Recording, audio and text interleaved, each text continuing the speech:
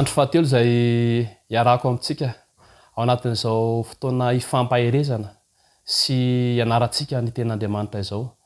Mamerina sy manatitrantotra mandrakariva izany fiarabana izany ary maniry indrindra raha maniry no ahitantsika soa ao anatin'ny fandiniana sy ny fanarahana izany fampaherezana avy amin'ny alàlan'ny ten'Andriamanitra izany. Andaontsika hivavaka satria ian'ny ten'Andriamanitra.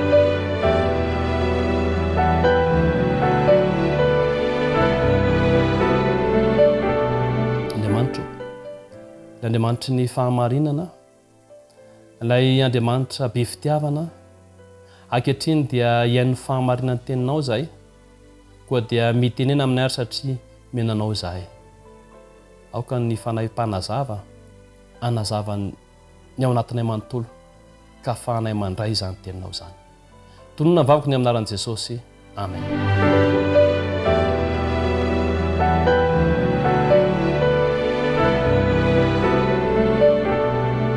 Andro fahatelo ifampaharezantsika amin'ny alalan'ilay loha hevitra hoe tsy ambara telo ny fahombiazana.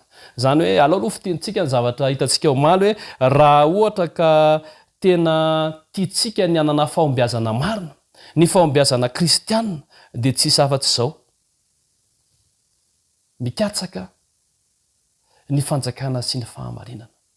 Manao loha laharana ny fanjakana sy ny fahamarinana. Zany hoe amin'ny alalan'ny vavaka, amin'ny alalan'ny ten'Andriamanitra. Ary rehefa mivavaka antsika, ka mandinika tsika, ka makatoy izany teny izany, dia hozy izy ny ten'Andriamanitra, tena mpahamaranana dia anampy ho anao izany rehetra izany. Fahombiazana 100 isan-jato no azo raha ohatra ka manaiky izany ten'Andriamanitra izany. Fahombiazana eo amin'ny lafim-piainana manontolo mihitsy. Raha resana vava malala isany, tsy misy olona ateraka tsy ahomby izany. Ary tsisy olona ateraka ahomby izany. Fa raha ohatra antsika androany no resaka ny tsy ambaratelo ny atao hoe fahombiazana, dia toe-tsaina indray no resantsika androany. Misy olona tena ao anaty saina ao dia efa ohatran'ny hoe tsy mahomby foana izy. Misy olona indray manana herin-tsaina mihitsy ka na dia tazana ary fa tsy ahomby izy dia mahomby izy vokatra izany herin-tsaina anana izany. Io no resantsika androany, io ny tsy ambaratelo resantsika androany. Rehefa avy nahita atsika hoe ny sofina dia mila ampiasaina amin'ny fahombiazana, mila mihaino tsara atsika, mila manongilana izany sofina izany tsika. Rehefa nahita atsika fa Andriamanitra mihitsy ny fikatsahana sitrapon'Andriamanitra sy fanaovana sitrapon'Andriamanitra no azahoantsika ny fahombiazana, dia androantsika izany dia jery hoe io saina io mihitsy no antoka izany fahombiazana izany. Io saina io mihitsy tsy mila resy lahatra fa tsy maintsy mahomby ianao ary ahomby ianao. Rehefa condition le nresantsika omaly, tena mikatsaka ny fanjakan'Andriamanitra atsika.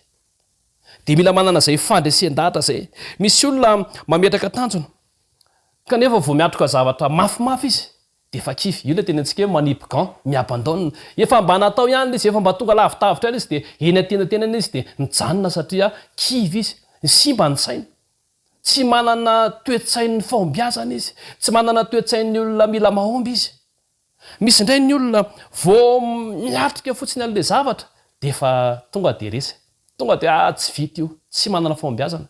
Indray tsika nareo nefa ohatra ny jery an'ilay fianiana tendrombohitra reny, fa za dia anisan'ny tiako ilay izy nefa rehefa mijery anazy dia tena matahotra mahita an'ilay olona mianika tendrombohitra.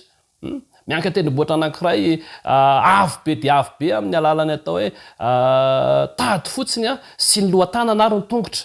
Izy ilay tendrombohitra ohatran'ny teny antsika hoe misy pentina, misy ohatran'ny fa tonga dia ilay mahitsy be ohatran'izao ilay aram-bato be ireny. Fa za tena miteninareo fa tiako ilay mijery an'ilay izy, tsy vitako io. Efa tsy mahomby sady efa resady fa ny toe-tsain'ny fahombiazana ry havana. Toe-tsain'ny fahombiazana dia ilaina izany raha tiantsika ny anana izany fahombiazana izany. Ary izay no resantsika androany. Andao jerentsika ao amin'ny Tesalonianina voalohany, toko 5, andininy fa 14. Tesalonianina voalohany toko 5, andininy fa 14.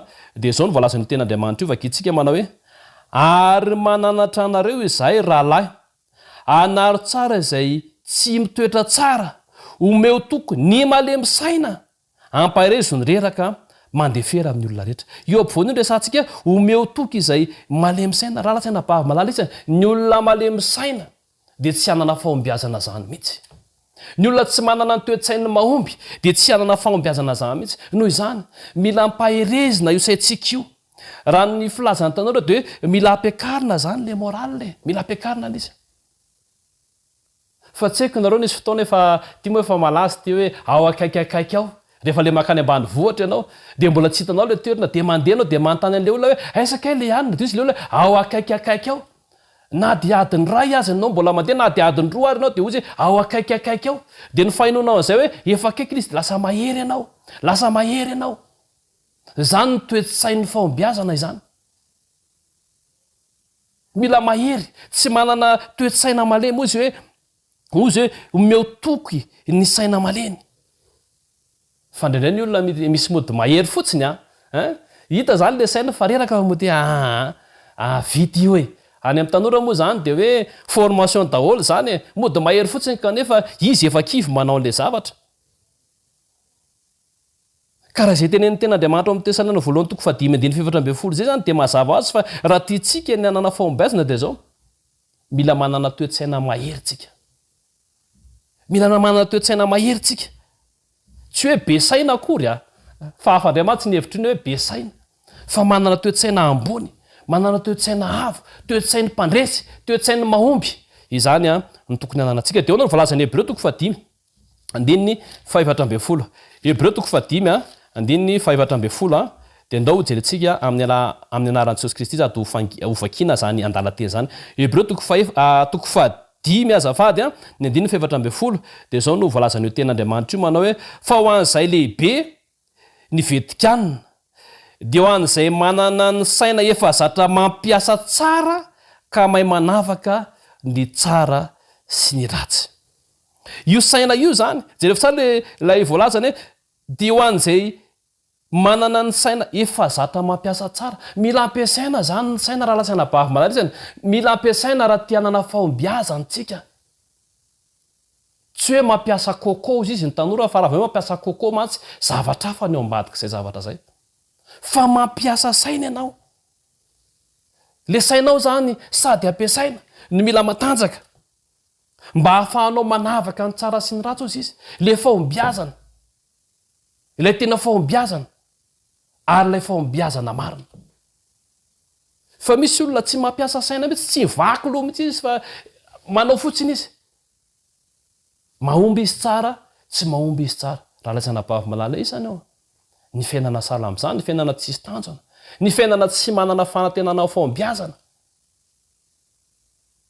dia tsy seviny mihitsy zany fa androantsika zany raha miresaka dia miresaka hoe ny toetsaina mahery zany no ilaina ny toetsain'ny fahombiazana zany no ilaina ary ampiasaina io saina io araka ny voalaza teo hoe ampiasaina tsara le izy fa tsy mamata ambonina fotsiny ianao fa ampiasaina tsara izy raha tianana fahombiazana tsika tsirairay avy dia raha jerentsika eo amin'ny Efesana toko 4:17 Efesana toko 4:17 dia ona ny voalazan'io ten'Andriamanitra io Efesana toko 4:17 dia vakitsika izy manao hoe fa mba ho avoazina kosa ianareo amin'ny fanahin'ny sainareo raha lasana bavy malala mila fanavaozana ny toetsaintsika ilay toetsaina kivikivy ilay toetsaina ohatrany hoe mora manipokaona miabandona angambany mialan-daharana ilay toetsaina izay tsy manana toetsaina fahombiazana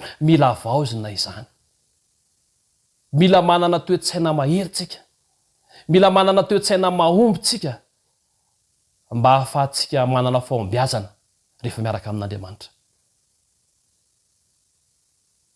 ary zava-dehibe ny alalantsika zany fa raha fitiantsika zany resaka androany dia zao hoe ilay saina maleny dia mila ampaherezina zany ilay saina tsy dia zatra miasa mila ampiasaina izany ary rehefa mampiasa ny saintsika dia ampiasaina amin'ny zavatra tsara izany saina izany mba nanantsika ny tena fahombiazana marina amin'ny kristianina tsika tompony atantsika tsirairay avy ka amin'ity androany ity dia andray fanapa-kevitra atsika mba anana ny toetsain'ny fahombiazana mba hampiasa izany saina zany araka ny tokony izy ananana fampiasana ary mampiasa ny saina ho amin'ny zavatra tsara mba ho tena fampiasana tsara sy fampiasana kristianina no fampiasana izay misy amin'ny fiainantsika. Alohantsika hivavaka amin'ny tianantsika izany ten'Andriamanitra izany.